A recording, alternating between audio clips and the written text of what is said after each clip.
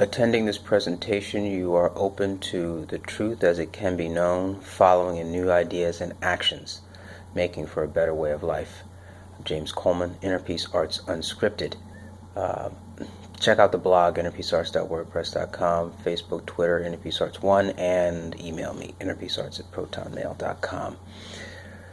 Today I'm going to talk about a personal development topic, or it's going to lead into that. And it's going to be no one sees what you see.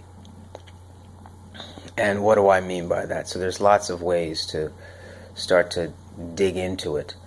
No one sees what you see the way you see it. Okay?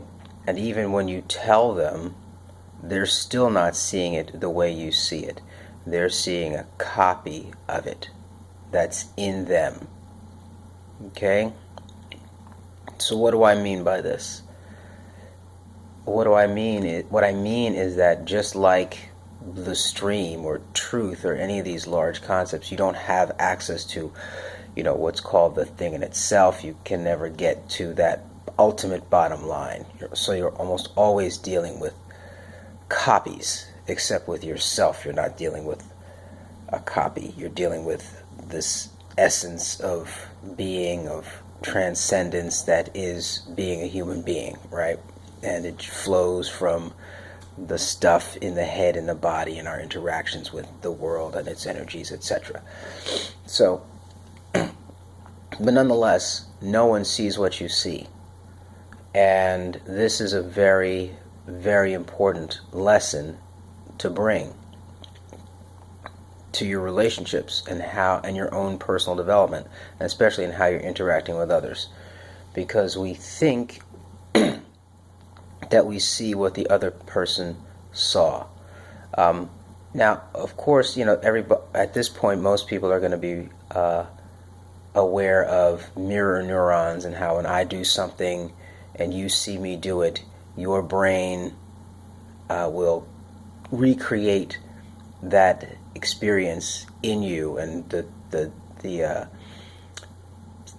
things that do that in your head and your brain are neurons, and they've named them mirror neurons. Anyway, I don't want to get too much into that kind of neuroscience stuff. You can check it out. I'd like to make sure that the details here are as correct as possible, so I don't want to get too deep into it.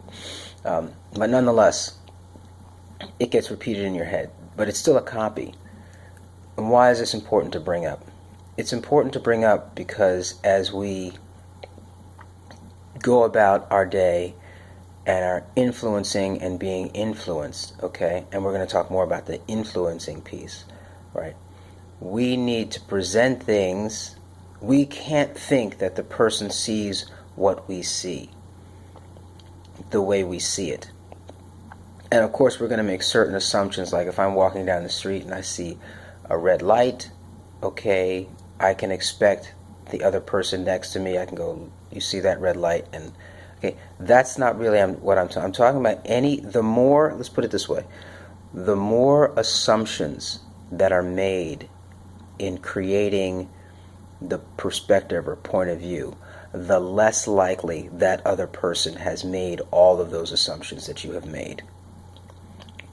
Now, you're not aware of all your assumptions, and you can't go about trying to ferret out all of your assumptions. So there's a process, to go through to help figure out what's important.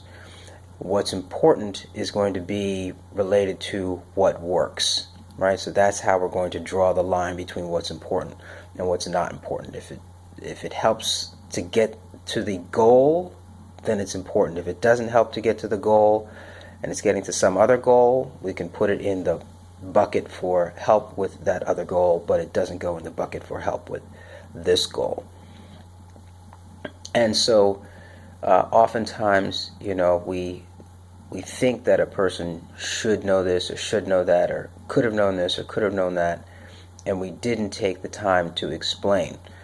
In other cases, we get upset when someone doesn't know or didn't do or blah, blah, blah. And at the end of the day, they may not have been able to know, especially if it's something that exists within you, right? And it's about you. Okay? So you're going to have to explain it to them. So you're going to have to get used to, and I think I'm, sometimes they say preaching to yourself, right, or preaching to the choir or whatever, but you're going to have to get used to explaining things.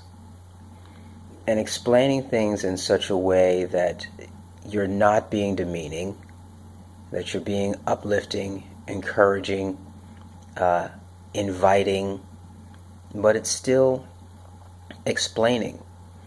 And explaining what's going on inside you in such a way that the other person has an opportunity to get it, has an opportunity to ask questions, has an opportunity to build those structures within them that you're trying to get across. We're all being influenced every day, and at the same time we need to influence every day. If we're not influencing, we're not getting anything that we want. Or if someone hasn't been influenced on our behalf, we're not getting what we want. And it's about feelings, it's about material, it's about stuff, and it's about control. And so in gaining control, this perspective is going to help, because no one sees as you see. And as a result, that should help you to access compassion, right, to explain, because it's unfair. Here's this notion of fairness, right? It's unfair to expect someone to be able to respond the way you want them to respond without the program, the knowledge, the know-how, the impetus, the incentive to do so. And all of those words boil down to what? Feelings, right? So it's creating feelings in the other person that they are going to want to respond the way you want them to, giving them information about you, yourself, the situation. They're not going to see the situation the same way. Listen, they've done lots of studies, and they can take eyewitness accounts of car accidents, and you have 7 different people, and you will have 7 different stories about what happened. So even in, a small, well, not small, but an incident like a car accident or something falling out of the sky or whatever, every person is going to have a different perspective. Now, I don't want to get into how this relates to a truth. Well, the truth is something happened, right? And then how that plays out is going to have lots of different stories. And I don't want to go there as far as dealing with the truth and relative truth and all that kind of stuff. Right now, I just want to talk about no one sees what you see. And you have to come up with ways of explaining what you see, interacting with what you see, thus that another person can get some idea and you can be on some wavelength, right, that allows you to be in agreement, right? And that agreement is something that helps you move forward and accomplish some goal. Taking a kind of a behaviorist perspective here, it's about the accomplishment of the goal, not necessarily what the mental representations are in you or in the other person. You have the hopefully you have mental representations that help you to create representations in the other person that get them to do what you want. And we all have different opportunities for these in our lives, but at work, at home, on their children, in the supermarket, wherever, you want to have this perspective so that you're coming off with an energy that is calm, caring, considerate, and is less likely to respond to the negativity that may flow from another person when there is a misunderstanding. Because you can say, oh, they don't understand what I see, I need to explain it, and I have the capacity and the calmness and the calm and the reserve to explain myself. And listen, as long as you're in conversation and they're listening, be thankful for that, because that's an opportunity to help them help you and to help them help themselves. and for you to help them. So that's what today's about. Personal development in a probably the most purest form I've had in a while on personal development. So no one sees what you see. No one sees what you see, and you have to take the time to explain. And as long as there is some kind of compliance and agreeability there, go ahead and keep explaining. Yavarechecha Adonai v'yishmerecha, Ya'er Adonai panav elecha v'yichuneka, Yisa Adonai panav elecha v'yasem lecha shalom. In distinction, thanks be to stream, in stream, by stream.